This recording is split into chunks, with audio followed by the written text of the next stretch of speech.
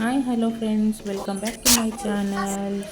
So ನಾನಿವತ್ತು ಪುಳಿಯೋಗರೆ ಮಾಡೋ ವಿಧಾನ ಹೇಗೆ ಅಂತ ತಿಳಿಸ್ಕೊಡ್ತಾ ಇದ್ದೀನಿ.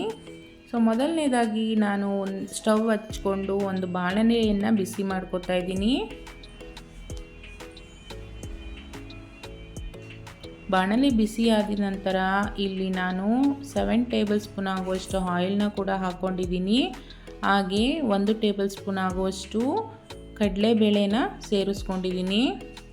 ಹಾಗೆ 1 ಹಿಡಿ ಆಗುವಷ್ಟು ಕಡಲೆ ಬೀಜವನ್ನು ಸೇರಿಸ್ಕೊಂಡಿದ್ದೀನಿ. ಸೊ ಎರಡನ್ನೂ ಕೂಡ ಚೆನ್ನಾಗಿ ಫ್ರೈ ಮಾಡ್ಕೊಳ್ಳೋಣ.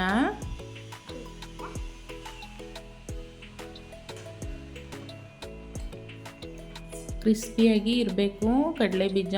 ಸೊ ನೋಡಿ, ಇದು ಫೈನಲಾಗಿ ಆಗಿದೆ. ಇದು ಒಂದು ಪ್ಲೇಟ್ಗೆ ಸರ್ವ್ ತೆಗೆದಿಟ್ಕೊತಾ ಇದ್ದೀನಿ.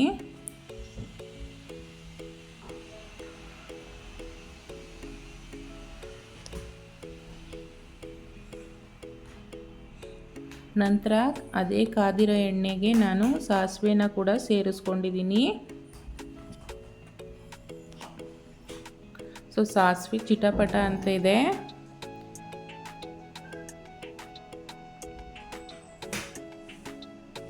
ನೆಕ್ಸ್ಟು ನಾನಿಲ್ಲಿ 5 ಬೆಳ್ಳುಳ್ಳಿ ಇಲ್ಕನ್ನ ಸೇರಿಸ್ಕೊಂಡಿದ್ದೀನಿ.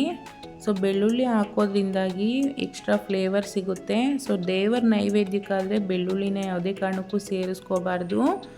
ನಂತರ ನಾನಿಲ್ಲಿ 1 ಬ್ಯಾಡಗಿ ಮೆಣಸಿನ್ಕಾಯಿನ ಚಿಕ್ಕದಾಗಿ ಕಟ್ ಮಾಡಿ ಹಾಕ್ಕೊಂಡಿದ್ದೀನಿ. ಹಾಗೆ 1 ಕಡ್ಡಿ ಆಗುವಷ್ಟು ಕರಿಬೇವಿನ ಸೊಪ್ಪನ್ನು ಕೂಡ ಸೇರಿಸ್ಕೊಂಡಿದ್ದೀನಿ. ಸೊ ಇದಿಷ್ಟು ಚೆನ್ನಾಗಿ ಫ್ರೈ ಆಗಲಿ. ಸೊ ನಂತರ ನಾನು 1 ಎಳ್ಳಿಕಾಯಿ ದಪ್ಪ ನಾನು ಹುಣಸೆ ಹಣ್ಣನ್ನು ತೆಗೆದಿಟ್ಕೊಂಡು ನೆನೆ ಇಟ್ಕೊಂಡಿದ್ದೆ. ಸೊ ನಂತರ ಇದನ್ನು ಚೆನ್ನಾಗಿ ಕಲಸಿ ನೀರನ್ನು ಹಾಕೋತಾ ಇದ್ದೀನಿ. ಹುಣಸೆ ನೀರನ್ನು ಸೇರಿಸ್ಕೊತಾ ಇದ್ದೀನಿ.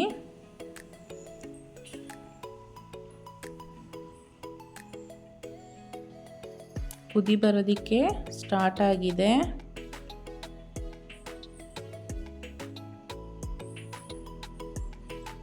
ನಂತರ ನಾನು ರುಚಿಗೆ ತಕ್ಕಷ್ಟು ಉಪ್ಪನ್ನು ಸೇರಿಸ್ಕೊಂಡಿದ್ದೀನಿ. 2 ಟೇಬಲ್ ಸ್ಪೂನ್ ಆಗುವಷ್ಟು ಉಪ್ಪನ್ನು ಸೇರಿಸ್ಕೊತಾ ಇದ್ದೀನಿ.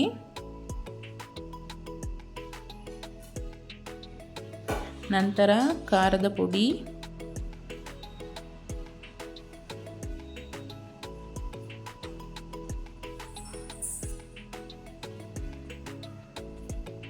ಹಾಗೆ ಇಲ್ಲಿ ನಾನು 2 ಟೇಬಲ್ ಸ್ಪೂನ್ ಆಗುವಷ್ಟು ಬೆಲ್ಲ ಕೂಡ ಸೇರಿಸ್ಕೊಂಡಿದ್ದೀನಿ.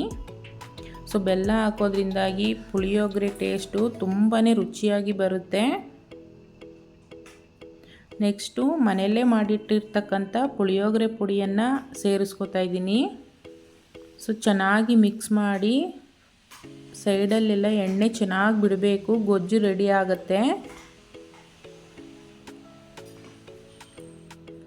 ಸೊ ನೋಡಿ, ಎಣ್ಣೆ ಬಿಟ್ಟಿದೆ. ಸೊ ನಾನು ಇದಕ್ಕೆ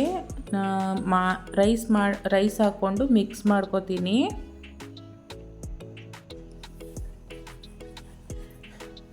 ಕಡಲೆ ಬೀಜ ಹಾಗೂ ರೈಸ್ ಹಾಕ್ಕೊಂಡು ಮಿಕ್ಸ್ ಮಾಡ್ಕೋತೀನಿ.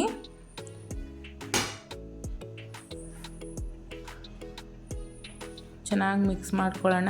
ಫೈನಲ್ ಆಗಿ ನೀವು ಕೊತ್ತಂಬರಿ ಸೊಪ್ಪನ್ನು ಕೂಡ ಆ್ಯಡ್ ಮಾಡ್ಕೊಬೋದು. ಸೊ ಬೇಡ ಅಂದರೆ ಸ್ಕಿಪ್ ಮಾಡ್ಕೋಬೋದು.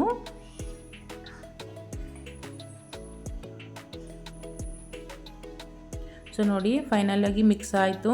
ಸೊ ಸರ್ವ್ ಮಾಡ್ಕೊತೀನಿ. ಸೊ ನೋಡಿ, ನಾನು ಮಾಡಿದ ವಿಡಿಯೋ ನಿಮ್ಗೆ ಇಷ್ಟ ಆಯಿತು ಅಂದರೆ ಲೈಕ್ ಮಾಡಿ, ಶೇರ್ ಮಾಡಿ ನಿಮ್ಮ ಫ್ಯಾಮಿಲಿ ಫ್ರೆಂಡ್ಸ್ ಜೊತೆಗೆ. ಸೊ ನಮ್ಮ ಚಾನಲ್ನ ಸಬ್ಸ್ಕ್ರೈಬ್ ಮಾಡಿದೆ ಯಾರೆಲ್ಲ ನೋಡ್ತಾ ಇದ್ದೀರಾ, ಪ್ಲೀಸ್ ಸಬ್ಸ್ಕ್ರೈಬ್ ಆಗಿ. Thank you for watching.